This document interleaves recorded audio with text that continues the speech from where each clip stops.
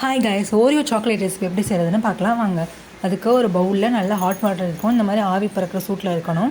அதுமாரி ஒரு பவுலில் டார்க் சாக்லேட் நான் எடுத்திருக்கேன். ஸோ அந்த மாதிரி குட்டி குட்டியாக கட் பண்ணி வச்சுருக்கேன். ஸோ அதை நல்லா மெல்ட் பண்ணி எடுத்துக்கிறேன். முக்கியமான விஷயம், இந்த சாக்லேட் பாத்திரத்தில் வந்து கீழே தண்ணி படாமல் இருக்கணும். ஆவி மட்டும் படுற சூட்டில் இருக்கணும். இப்போ நல்லா மெல்ட் ஆகிடுச்சு பாருங்கள். ஸோ இதை வந்து நான் என்ன பண்ண போகிறேன்னா, இப்போ இந்த மாதிரி ஹார்ட் ஷேப் கட்டரில் ஊற்றி எடுத்துக்க போகிறேன். ஸோ இந்த ஹார்ட் ஷேப் கட்டரில் கொஞ்சம் லெவலுக்கு வந்து இதை ஃபில் பண்ணி வச்சுக்கிறேன். ஃபில் பண்ணிவிட்டு என்னோடய ஓரியோ பிஸ்கட் இருக்குல்லையா, அதை நான் வந்து உடச்சி வச்சுருக்கேன்.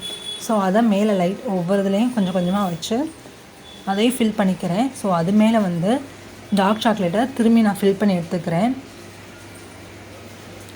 ஸோ அதையும் நான் ஹாஃப் லெவலுக்கு வந்து ஃபில் பண்ணி நான் எடுத்துக்கிறேன்.